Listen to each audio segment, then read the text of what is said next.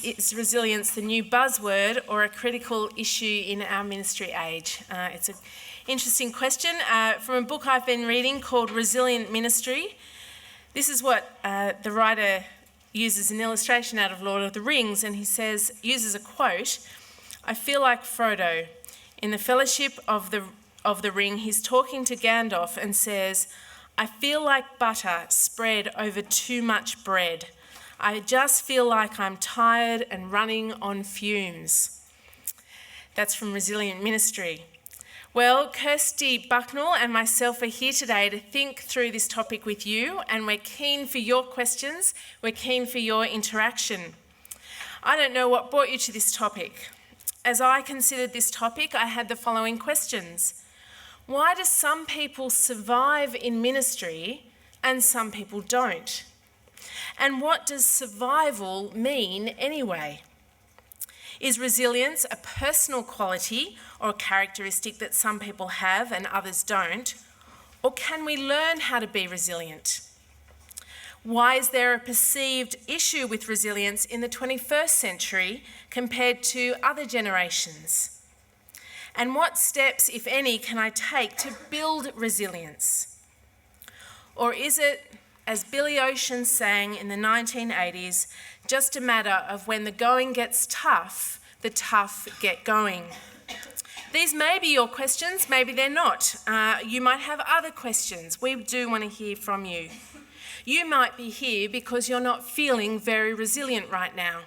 As you engage in a new year, embark on a new year of ministry, you're not feeling as robust as you thought you should be. Perhaps you're wondering if you're bordering on burnout. Maybe you want some tips on resilience to ensure you never get to that point of burnout. Or maybe there's a whole bunch of other reasons. Deb and Pete's seminar was cancelled, so you find yourself here. I don't know what brings you here this afternoon. Let me tell you where we're going today. First of all, we're just hoping that by the end of this seminar, you will leave having thought about your own patterns of life and ministry. Areas that you might need to address to ensure you remain in ministry over the long term. But it's more than just remaining and surviving. It's thinking about how we serve in a way that's healthy and godly and faithful for the glory of God. We're going to work through our material. We don't have a handout. I don't know if we've broken conference rules at this point. I don't know what we're doing, but we don't have a handout, but we do have brightly coloured post-it notes. I hope that maybe makes up for the lack of handout. So we're going to ask a couple of our helpers to hand out some post-it notes. You might get probably about 2 per person. Just take a wad off and you can spread them amongst yourselves. Because we want you to write down your questions on these post-it notes, and then we'll gather them up at the end. Questions that from my section or questions that Kirsty will speak of later on. We're going to look at 3 areas in this area of resilience. We're going to look at stories that we're facing. We're going to do a health checkup, and Kirsty, as an organisational psychologist and somebody, she can introduce herself later, but working in this area, she can give us our health checkup, and you can see how you're going. And then later on, as I said, we'll work at the questions that you might have. So let's start with the stories that we're facing in this area of resilience. Thinking firstly of our society at large. In the 21st century Western world, where we are located, the cases of anxiety, depression and burnout are on the increase. We know that anecdotally, we may even know that personally. It's true in our schools and it's reflected in the broader community. You've probably heard some of the stats. As we think about our society in general, we know that mental illness is now the leading cause of sickness, absence and long-term work incapacity in most developed countries. Mental illness, the leading cause of sickness in the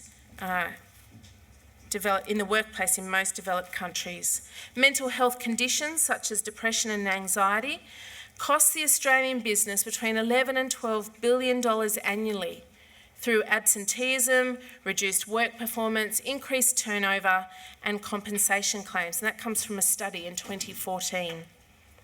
There was an article, I don't know if you saw it, in the Good Weekend, just this weekend gone, where next to Iceland, Australia apparently has the highest rate of people taking antidepressants in the world. 45% of the population will experience a mental illness in their lifetime. 20% of adults are affected by mental illness every year. In 2014, the adolescent brain was taking in the same amount of information in a week that we were taking in a year.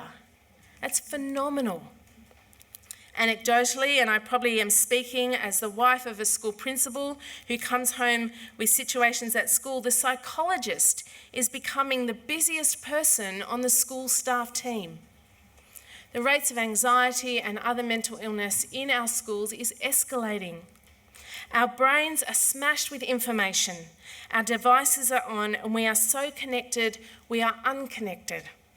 And the more and more connected we are, the lonelier and more depressed our society becomes. We hear the studies, don't we, about the effect various devices have on us, the various social media platforms and the effects they have on us and our children. And yet we can be some of the worst offenders, refusing to switch off, turn off, put away, because someone might need us. We might need to respond to something urgently. I wonder of how many of you today, how many times you've checked your phone either in one of the sessions or in the breaks. I'm guilty. I'm standing here guilty. Don't answer how many times, by the way. So that's our society. That's the mix we're in at the moment. It's not good news. It doesn't sound very good. But what about the church? Well, there's been some big studies done, particularly in the US. And Christopher Ash says in his book, in the US, about 1,500 people leave pastoral ministry each month due to burnout, conflict, or moral failure. 1/3 of pastors say they feel burned out within 5 years of starting ministry, and half the pastors and their wives say they've experienced depression or burnout to the extent that they have had to take leave of absence from ministry. This is significant. Again, from another study from the US, through the Fuller Institute of Church Growth, that reported a striking statistics among pastors who responded to a survey they put out. 80% indicated that ministry had affected their families negatively. 50% dropped out of full-time ministry within 5 years. 70% reported not having a close friend. 37% acknowledged having been involved in inappropriate sexual behaviour with someone in the church, and 12% confessed to having engaged in sexual intercourse with a church member. There's alarming statistics. Well, so what are the issues facing those in Christian ministry, church work? David Forney wrote A Calm in the Tempest, Developing Resilience in Religious Leaders. And he suggests there are 3 acute adversities clergy, church workers face today. First of all, the mental health workload. Secondly, role ambiguity. And thirdly, the diffused boundaries between clergy or ministers and their congregations. Up on the screen for you. Forney says, conflict in the church and in the home, role ambiguity and role overload, chronic familial stress stemming from low income and long work hours, and profound loneliness all contribute to overstressed and burned out clergy. Grant Bickerton from 2014 argues there are 4 job demands that are major causes of strain among religious workers. And again, they're on the screen there. Role ambiguity, interpersonal conflict, and conflict, of course, if you've experienced it or know of those who have, is a huge issue in the life of a church worker. Work-home interference and work overload. They are all 4 job demands that are major causes of strain among church workers. It's cheery, isn't it? We're going well. Everybody feeling up at the end of the day. Before we think more about burnout, it is important that we define what we mean by resilience, what we mean about standing firm in this work.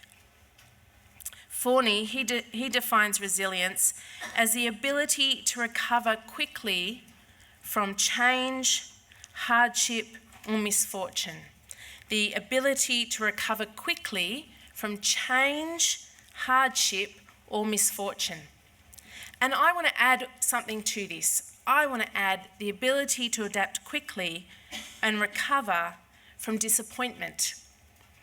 Just briefly, I've been reading a book over the summer called Dealing with Disappointment by John Hindley, Hindley. And I found that immensely helpful in an issue that I think as Christians we haven't quite worked out yet. How to deal in a godly way with disappointment, not suffering, but disappointments that we all face. But that might be for another day.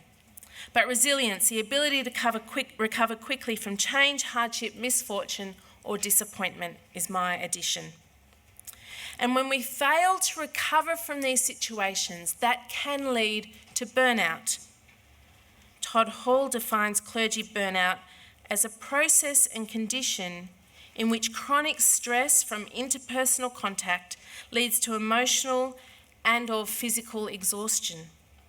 It leads to decreased productivity, dehumanised treatment of clients, marital conflict, loneliness, psychosomatic illness, and a substantial decrease in the enjoyment of interpersonal relationships, both inside and outside work.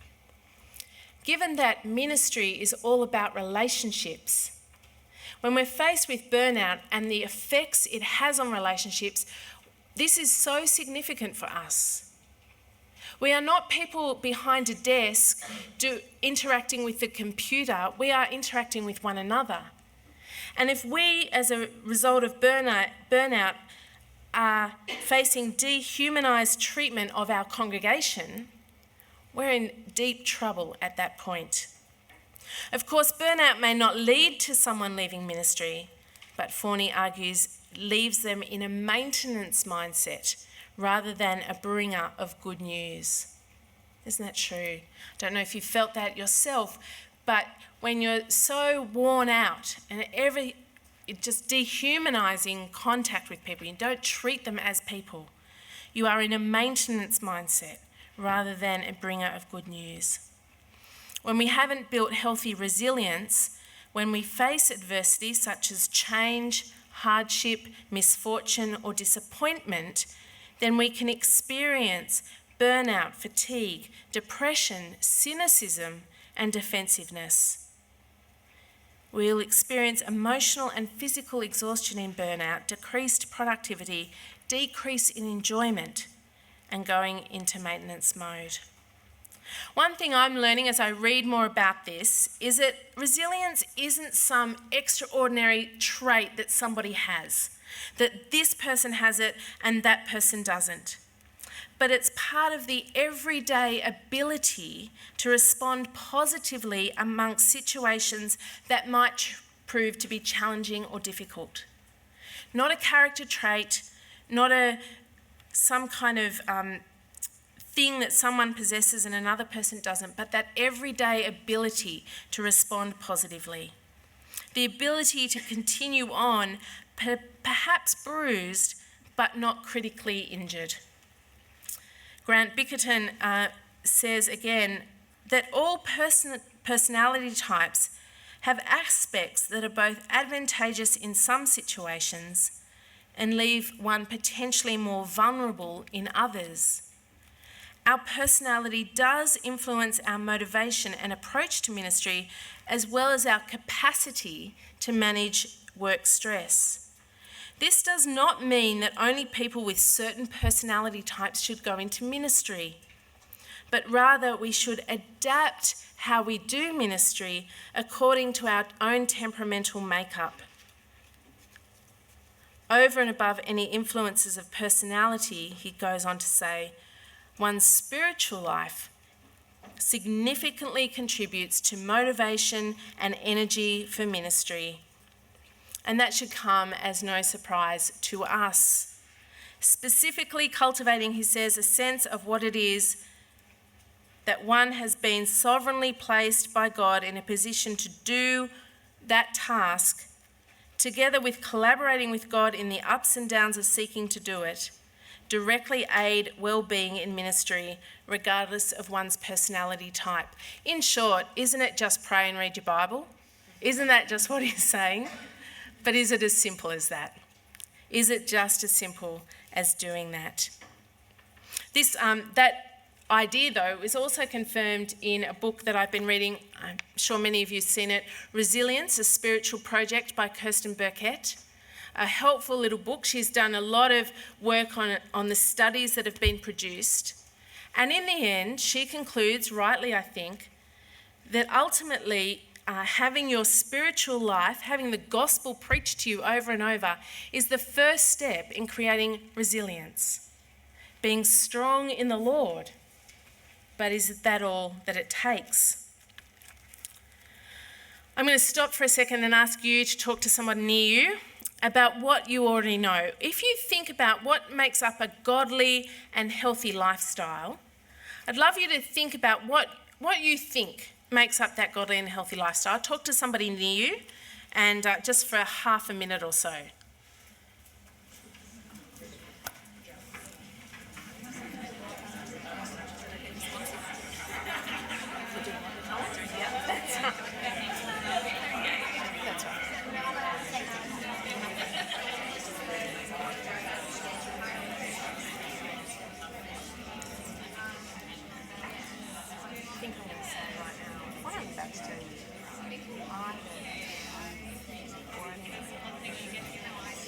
Which is interesting. How long ago?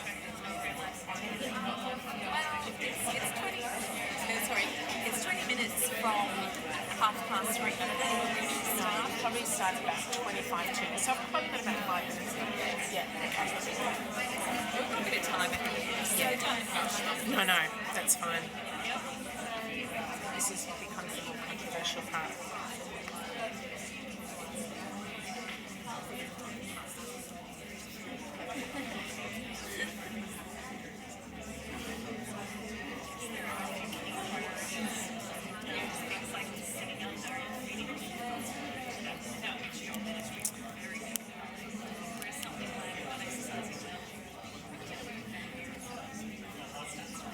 Okay, hopefully you've got a little list going about what is a godly and healthy lifestyle. I'm not going to ask you to yell it out, and I will say that I'm afraid probably the next things I say aren't going to be new to you. If you're coming ready to find the magic bullet, the secret solution, the unpack something that you've never... I have a feeling what I'm about to say isn't going to be news to many of you, if anyone. I want to suggest, and will suggest, there are 6 areas of life that are important to attend to if we want to think about a godly, healthy lifestyle, if we want to think about creating resilience. Here it goes.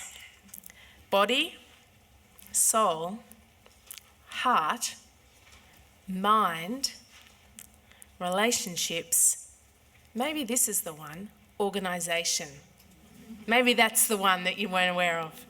But there's 6, body, soul, heart, mind, relationships and organisation. Having each one of these going well, having them operating together well, means we're able to approach ministry from a healthy angle.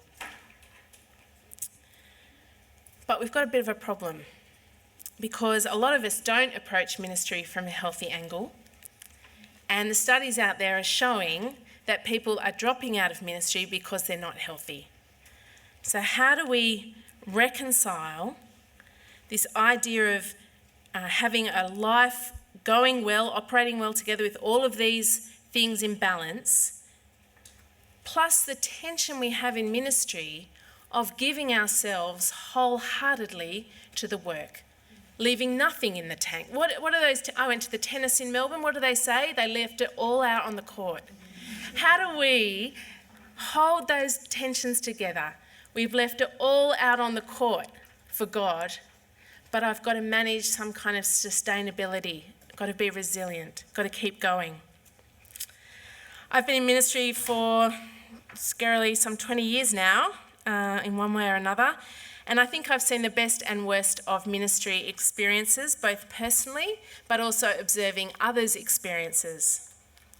I agree with Christopher Ash, if you've, we'll put his book up later, in his book, that the catchphrase sustainable sacrifice is a great one for us as we're thinking about ministry. But because we are who we are, holding sustainable and holding sacrifice together is a complicated business. The idea that when we read passages like the one on the board from Luke, are we really taking up our cross daily and following Christ? Well, I might be, but I'm certainly not like the saints in other parts of the world who have it much tougher and much more difficult than I do. Taking up my cross, denying myself, losing my life for Christ. What does that mean in the practical everyday of Sydney or Western world at least? Do we think that Jesus wants us to pour ourselves out in a way that we leave it all out in the court, which means we're actually rendered ineffective? I don't think so. How helpful is it for the gospel if we completely give ourselves so much that we end up collapsing in a heap and can't go on and can't keep doing ministry? Is that really what taking up your cross and losing our life means? I take it, as Pete so wonderfully helped us today think through Luke and discipleship. There's a 3-step discipleship taking place here. Denying yourself. You're not the king. You're not the boss of the world. Collins taught us that in his songs, and it's true. Your life belongs to the king. Take up your cross. Independent living is now at its end. You are aligned with Christ. Your life belongs with him. You are hidden with him, we hear in Colossians, and so follow him. Obey Jesus and share in the world's rejection of him, possibly. There is nothing in this verse about wearing yourself out or flogging yourself so much that you become ineffective. Christopher Ash highlights that when we go down, we bring a whole lot of people down with us. And that's where I think his phrase, sustainable sacrifice, is so helpful. We are finite. The sooner you realise that, the sooner I realise that, I think that's the first step to kind of getting this sustainable sacrifice right. We are finite in our ability to love. We are finite in our ability to care and support. And having a defective view of taking time to be sustained and a defective view of what it means to be sacrificial will bring about ineffective ministry. The last thing I'm going to say before handing over to Kirsty, and this is a personal reflection. You can critique it all you like and challenge me on it, and I'm really happy to engage that conversation to make it sharper. And given the context of all I've said and all the statistics I gave you at the beginning, I feel a great tension in my age of ministry, my stage of ministry. My tension is that I feel that we have put the balance out and we have become so worried about sustainability, we are forgetting a little bit about the sacrifice. And I say that in the context of the statistics I raised earlier, and knowing that many in ministry, perhaps some in this room, have struggled through doing long-term ministry and the unique challenges it brings. But I feel a little bit uncomfortable at the introspection of my generation, and I'm saying this generally, and in particular on what I feel at times, what I perceive at times as the overemphasis on self-care and boundaries.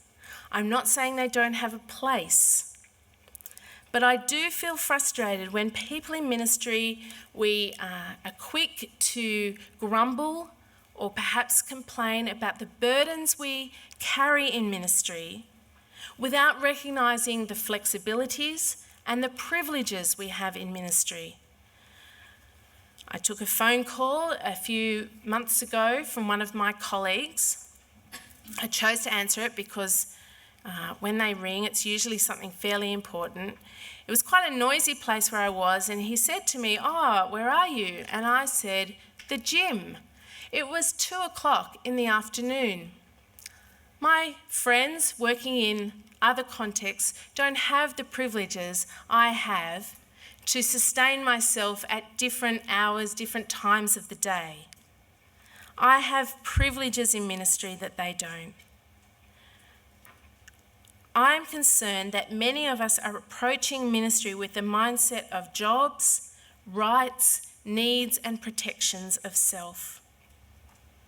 Speaking to a friend last week, he was deeply concerned that in many of the prayer letters he's receiving, they're speaking of the need to recover from the event they've just held, the mission, or the service that the person's been involved in. As another friend of mine says, "Cara, you haven't signed up for the public service. This is a whole of life thing, and yes, there are times it will be costly." Friends, I say that, and as I said, feel free to challenge me, ask me a question, rebuke me if you think I've gone too far. But I am nervous about our emphasis at the moment on sustainability without sacrifice. So I live with this tension. How do I keep pouring myself out, offering myself sacrificially for the long term? Because in reality, I too have struggled at times to maintain healthy ministry life. I think there's probably 2 points in my ministry life that I've come close to burnout. For various reasons, in various circumstances. They were difficult times, but when I look back on them, I see the gaps where I wasn't being wise in how I sustained myself as I lived sacrificially. So I'm going to hand over to Kirsty because she's going to help us think about that. She's going to help us think about what it means to live wisely as we sacrifice.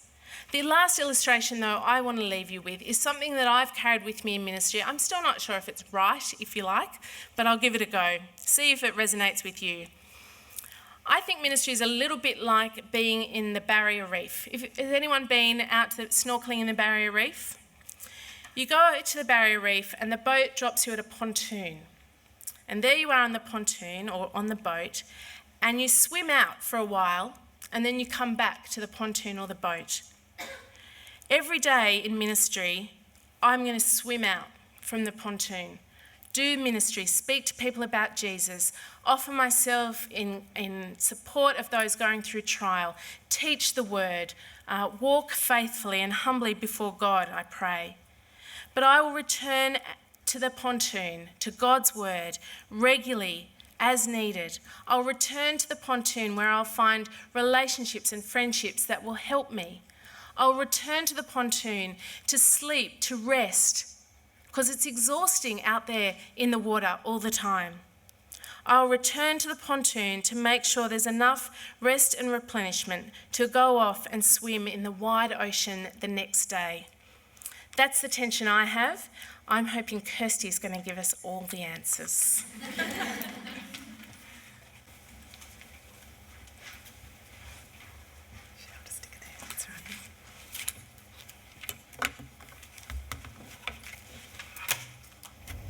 Well, there's no pressure there, is there? So, Cara has already introduced you to the idea of 6 areas that we are going to look at. And so the 6 areas are going to form the basis of our health check as we go through. Cara's given you the definition that Forney used in 2010 for resilience. This one is one that was developed by Maston originally. Resilience describes the capacity to adapt effectively to life adversity with a short-lived downturn in functioning. So, as with Forney's definition, this captures two main components of resilience, which are really helpful to consider. So firstly, that the good or positive outcomes exist despite the risk factors. Despite the adversity, there is positive outcome. And then secondly, that there is a bounce back. It's a mild disruption that we're seeing. When we're seeing resilience, it's a mild disruption that people come back from fairly quickly, a short-lived downturn. So rather than a severe downturn in functioning that requires recovery, where you might see burnout, resilience is when there's a short period and people come back quickly from that period of adversity. Okay, so two components there. And what we see from this definition is that there are a number of myths out there that Kara's touched on already as we come into resilience. But one of those myths that Crane in 2016 in her paper talks about is that some people are resilient and others aren't. Can I say it's a myth? People can build resilience. If you're feeling that you are one of those people that can't be resilient, that is not resilient, you can grow in resilience through things like greater support, taking rest, finding challenge, and developing a sense of mastery in your environment. You can develop resilience. So fear not. I've got the good news here. Kara got all of the stats, the negative stuff, and I've got the good stuff. Sorry, Kara. So that's one myth. Second myth is that resilience is rare. It's a myth. Resilience is all over. We are all here. We have dealt with various adversities through the course of our lives. We're often drawn to situations where we see a lack of resilience, but each person, as they live out their lives, develops a set of strategies for coping with difficulties, for strategies for dealing with adversities that they come across. One study in 2005 makes point of the fact that while 50 to 60% of the population have experienced a situation, a traumatic situation, potentially a traumatic situation that is just so stressful that they have been exposed to these environments all around. So while 50 to 60% of people have been in that situation, only 7 to 8% of the population ever meet the criteria of post-traumatic stress disorder. So resilience is all around us. We have developed our own strategies for dealing with stressful situations. What's important for us to recognise is to think through what our personal strategies are, what works for us and what doesn't work for us.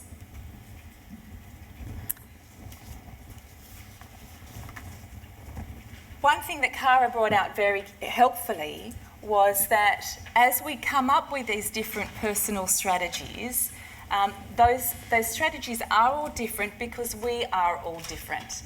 We have been through different environments and our personalities are all so different that some things that build us up, or things that build me up, may not build you up. Things that wear me out may not wear you out. We are all different.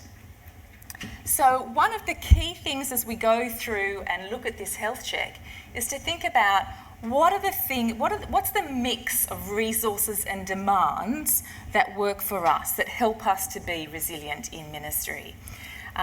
So in terms of resources, what are the things that build you up? What are the things that fill up your buckets? We've got all of the buckets on the screens. What are the things that fill you up, that give you energy, that sustain you in ministry? On the other hand, what are the things that place demands on you? What are the things that drain you? What are the situations and environments that you find yourself in that wear you out and stress you? this table that we're looking at here is just considering different avenues where you've got high or low resources or demands. So clearly, really where we want to be in ministry and across our lives is in this situation where we've got both high demands and high resources. I don't know if that surprises you, but as human beings, we're designed to, we function best when we have high resources demanded of us. Where the demand's sufficient that we're challenged to be doing new things, to becoming masters or to develop experience and growth in those areas. But to be able to deal with those demands well, we need strong resources to support the demands. So when you're in a situation where you've got both high resources and high demands, we have a really motivating and stimulating environment. Of course, we need to be able to detach from that periodically to be able to sustain the resources that we have, but that's the best place to be. When we're thinking about burnout, that's generally where we have still very high demands but low resources. And in each situation where there are low demands, it's typically unmotivating, leads to boredom, and we're just not stimulated enough to grow. I'm sure you've been in different situations like that where you just don't have enough stimulation and it's dull and you're not very enthusiastic about anything much. So high demands are good. We also need resources to support the demands. Okay. So, how can we build the resources? We know in ministry that there are plenty of demands. We've thought a bit about some of those demands already. How can we build the resources? How can we grow in resilience? And here are our 6. Now, I've come up with these 6.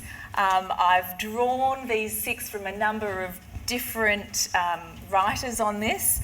So Burns et al. Downstairs in the bookshop produced Resilient Ministry. Bob Burns, Donald Guthrie. He covers a number of these different areas, or they cover a number of these areas. Jackson Jordan has written papers from New Zealand, a lot of meta-analysis in looking at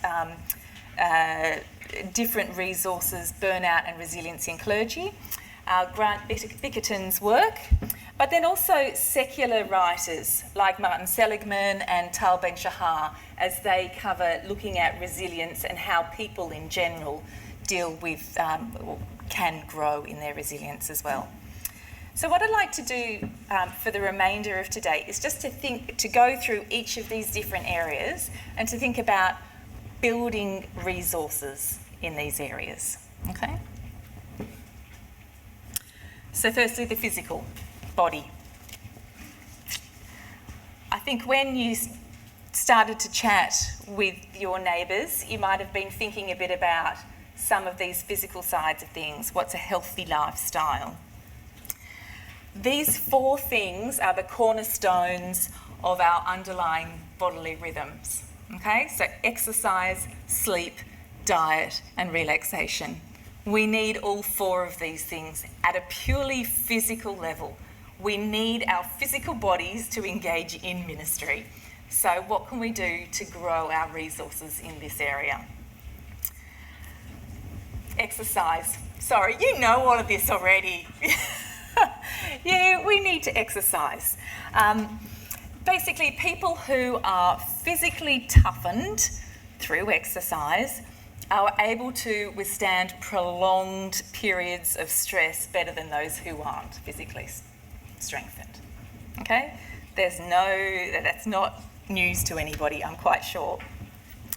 But not only does physical fitness make for stronger hearts and lower blood pressure and lower sugar, but it also significantly decreases anxiety and depression, and it improves your sleep. Okay? Caveat. Before you start exercising, if you haven't exercised in a while, can I recommend you go and see your GP? If you haven't exercised, it's a good idea just to make sure you have all of those, a quick actual health check to make sure you're good to go for physical exercise. But we need to exercise, and you can see on the screen there, here are the Department of Health recommendations. It sounds onerous as I read through that, but it's a target to start to work towards as we start to think a bit about getting physically fit. So that's exercise. Sleep. God the Creator does not need sleep, but we are the creatures and we do. And the Creator has designed us for 7 to 8 hours of sleep in the hours of darkness every 24 hours. Okay?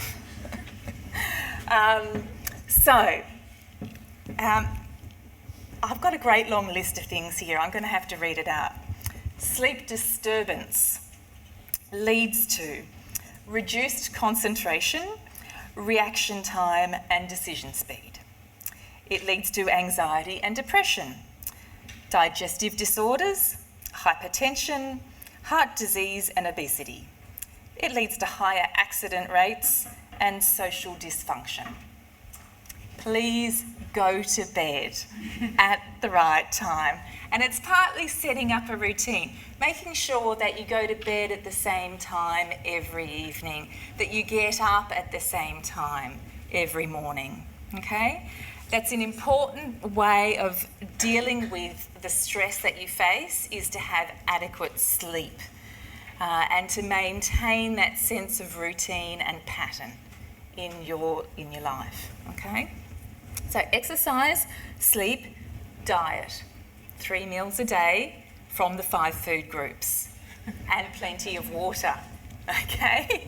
I'm not telling you anything that you don't already know. These things are reminders, and we often think, oh, well, we can cut corners because we need to be able to get on and do the ministry. But if we're thinking about the sustainable sacrifice, these are the things that will make our ministry sustainable, okay? Making sure we have those routines in place, that we're actually starting to build really good bodily rhythms for ourselves, okay? Heart attack tends to happen on Monday mornings because that's the day that over the weekend all of the patterns have been thrown out, and then suddenly your body is thrown back into the pattern of the week on Monday mornings. So make sure that you sustain those rhythms across the week, okay? I don't know what it's like in ministry. Maybe it's, I don't know, on the day after your day off. Not sure. Make sure you maintain the rhythm, the patterns that you set up. Lastly, relaxation. Now, this is one that is really often forgotten in terms of just those bodily rhythms, but we're commanded to rest. God knows what is right for us. So we need to make sure that we've got those periods of relaxation planned into both our daily, weekly, quarterly and annual rhythms, okay? You can start to recognise your own patterns of when you're going to be wearied, when you're going to be stressed, when the demands are highest, and starting to build in periods where you need to have rest as well, okay? So that's the physical side of things. As we're going through this resilience health check, think about, where am I at with my physical well-being? Oftentimes we find that this is a really great way of building resources. So when the demands are highest, if we can get out and go for a swim, not only do we see that we're actually exercising, but we're giving our brains time to reflect, to consider. As we go through all 6 of these, you'll see how closely they're all interlinked, and that one particular activity that you might participate in, say, within exercise, might actually also build one of the other areas as well. So physical is the first, or body. Secondly, soul, or spiritual. You can see the quote here from one of the participants in the Burns et al. Study that they conducted in the States. Contemplation is foreign in my vocabulary and non-existent in my life. These three areas, having a sense of significance and purpose, having time to reflect, to pray, and to be thankful to God for all He has given us, is deeply important. Work that is meaningful in the secular studies has been found to be of great significance. Those who see their work as a calling has scientifically been proved as having the highest life and work satisfaction. So going into ministry where you know that sense of calling, when you see the significance, the meaning that you have as you participate in that work, will naturally be a resource for you as you go through. That needs to be sustained though. Thinking about prayer and thankfulness, another area where the secular work has come up with a number of studies is around this area of thankfulness or gratitude. You've probably seen it in lots of your kids' school books and that sort of thing. Attitude of gratitude, all of that sort of thing. This is a huge area, and one I think as Christians we often forget as being a real resource for us. One of the studies that has been proven to have been of great value is a very simple task. And this might be something for you as you're thinking about growing resources in the spiritual realm or sphere, is to write down 3 things that have gone well for you or that you're thankful for that day. It's a great tool to use to build your prayer life. But what the secular research has shown us is that if you participate in this exercise for 3 weeks, so every day for 3 weeks, writing down 3 things that you're thankful for, you are going to rewire your brain to scan for the positive. So you start to naturally look for the good and naturally look for the things that you can be thankful to God for. That's after 3 weeks of doing it. After 6 weeks of doing it, levels of depression and anxiety and a decrease and levels of well-being increase. Very simple task and great for building your prayer life, but also just so good to build our resilience, our well-being. Okay? God, who is our creator, has one of the great blessings in researching and looking at this area of resilience, particularly in ministry, is just seeing how good our God is, in that so many of these studies they're just proving up things that we have known for thousands of years, that the Bible has revealed to us, that God has taught us to live in this way. So learning to be thankful, spending time in prayer, reflecting on the calling, on the meaning that we have, is of great benefit and will build our resilience in ministry. We need to make sure we have time to do those things in our ministries. As I said, these 6 areas are really closely interlinked. And so this next one, mind, or the intellectual side of things, is really hard to pull apart from the spiritual, particularly from a ministry perspective. The interconnectedness is quite deep. So as we read the Word of God, the Spirit speaks to us. So the intellectual activity of reading the Word actually builds our spiritual resources. One study from 2012 shows that it's a meta-analysis, and of all of the studies, the finding that engaging in reading the Bible 4 or more times a week is the strongest and most reliable predictor of spiritual growth. So if you're concerned about lack of spiritual growth, the answer is in reading the Bible. Nothing new there. but just making sure that we're actually recognising that the science is proving it up as well, okay? I've got also there a piece around challenge. I won't speak to that too long, but this speaks to the idea of it's good to have challenge, it's good to have demands, and that actually builds our resilience. It helps us see our self-efficacy, but as Kirsten Burkett talks about in her book, this idea of God efficacy, that we can see God at work in us or through us as we start to engage in some of these ministry challenges as well. The heart, or the emotional side of things. Where are we at with our self-awareness? We know that we are all different.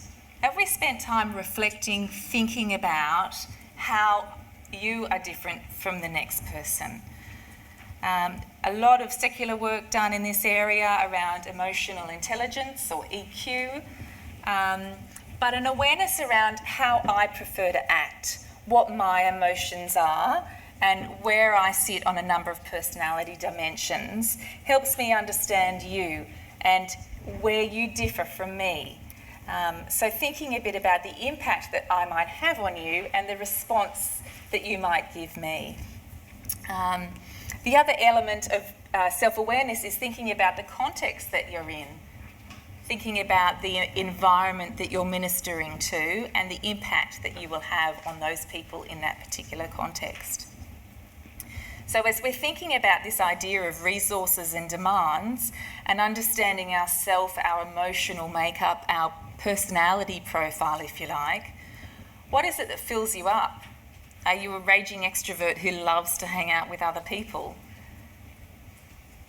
Is it too much of it? Does your bucket get empty as you spend time with people?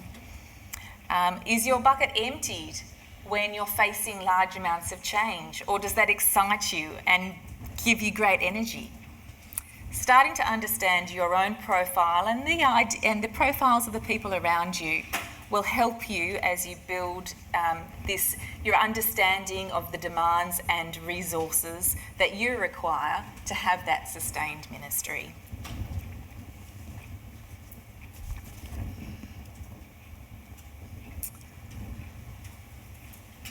I think this is number 5, others, or the relational side of things. The things that we've talked about so far as we've considered what are the resources or areas, spheres of resources, if you like, that we can grow in to sustain our ministry. We've been thinking about personal resources, really, the resources that we have. And some of this will be a personal resource, but part of this is also a social resource. The support that we can have from other people will build us and grow us. Relationships are the number one predictor of mental and physical health.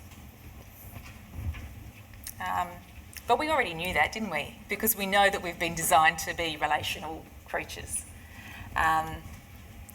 So we are created for that, and our relationships can be both a resource and a demand. But recognising which relationships are a resource, which relationships build us up, and which relationships demand from us, then that's important to recognise those two things. Importantly, we need to be intentional and deliberate about our friendships, particularly in ministry, but where many of our relationships have that element of demand in them. So what are the friendships that we have that you know that person has your back? How can you be intentional about seeing those people, spending time with those people, so that you can fill up with them, you can support them, but they can support you as well. Marriage, another one, which will be both a resource and a demand. There were demands that come from your marriages. considering those things with your spouse. What are the things that fill you up together? What are the things that wear you out? And have you got differences between you in those areas? Start to think about those things as well. Finally, the support crew. In ministry, it's vitally important that you have a support crew, that you know who those people are, who can build you up in your ministries. So if you don't already have a mentor, I'd really highly recommend finding yourself somebody who you can speak to on a regular basis. It doesn't have to be every week, maybe every month that you'll speak to that person. Perhaps get involved in peer consultation through the Lifelong Ministry Development Program that's going on. But ask for support and help from other people, making sure it's not just your spouse that is in your support crew, but you've got a variety of people. Another really helpful person to have in your support crew is a counsellor or psychologist.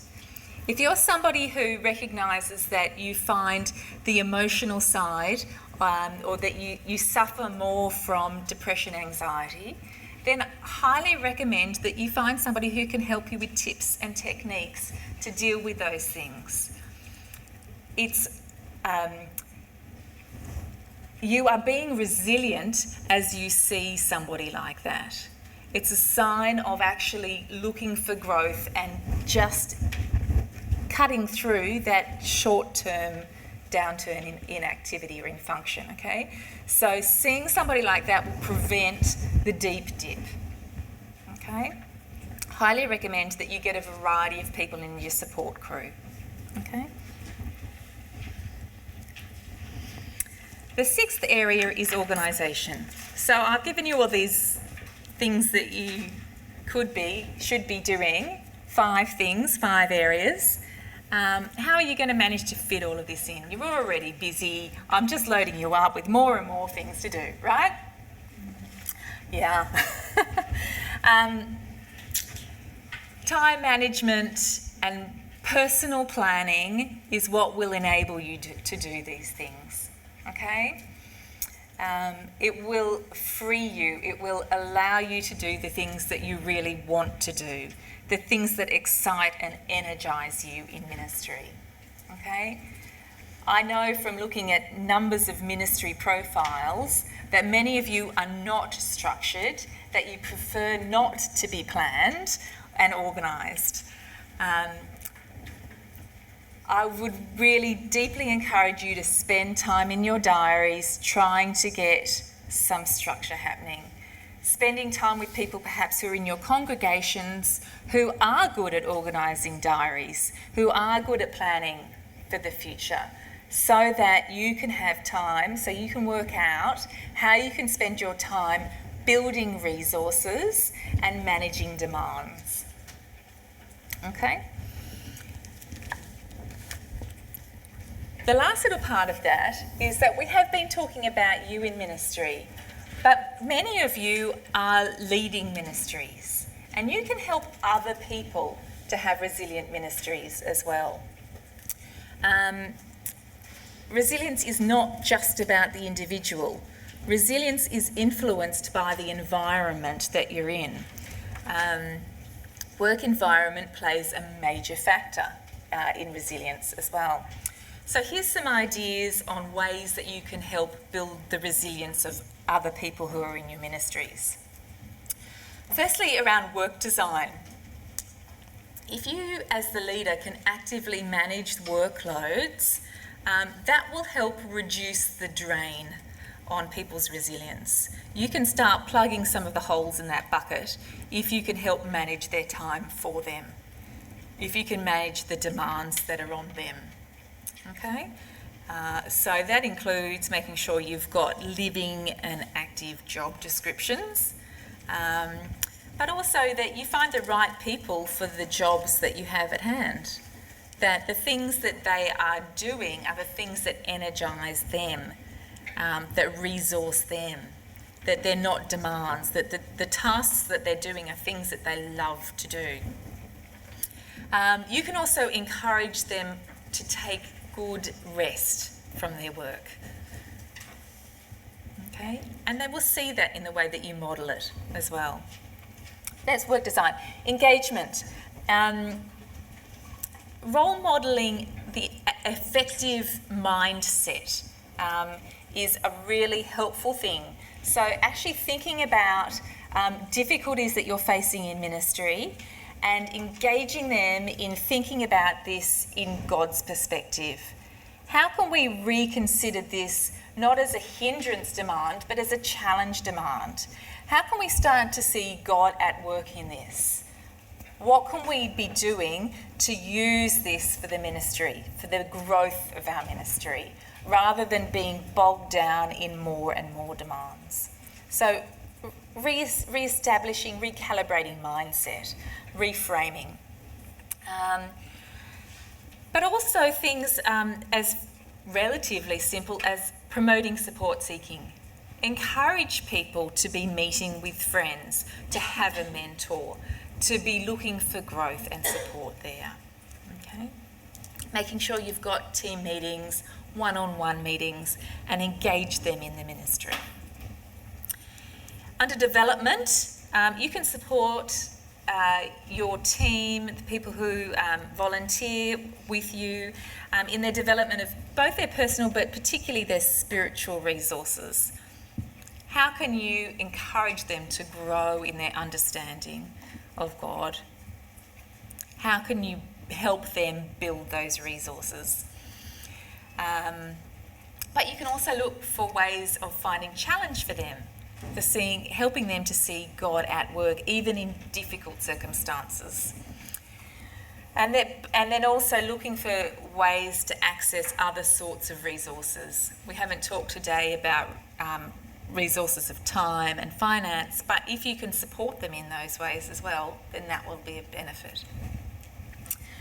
And then finally, in recognition. So just recognising what people have been doing, celebrating the work that's happened within the ministry, and seeing the good, being thankful for all that God is doing in your ministry, and sharing that gratitude within your team. So not for getting big-headed about what's been going on, but starting to think a bit about, we actually have some mastery happening here. God is at work through us as well. So they are 6 areas that you can be thinking about in terms of building your resources to deal with the demands of ministry. So what we'd encourage you to do is to think through and to recognise that we are all different. That my resources will be different to yours, and that's good. God will use us all for his purposes and in ministry. But recognising that we're different means that it's important for us to reflect on what are the resources and demands that we face as individuals in ministry as well. So thinking about how we can sustainably sacrifice ourselves, and what are the spheres that build us up, and what are the things that wear us out.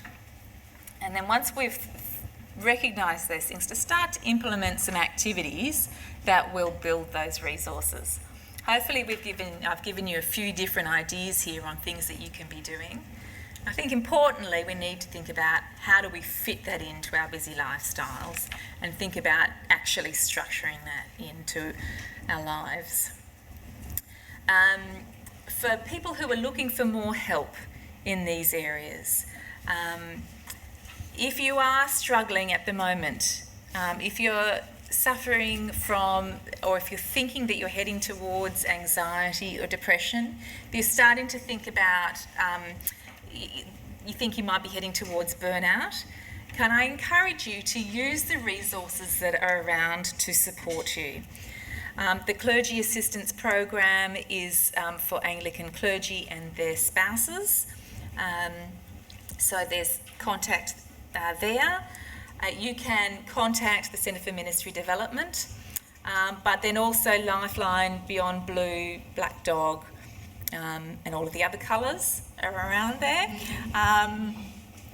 So do please use those resources, but there will be many other resources that you can use if you choose not to use these ones. Just to be aware that they are there and they are there to help you and the people in your teams.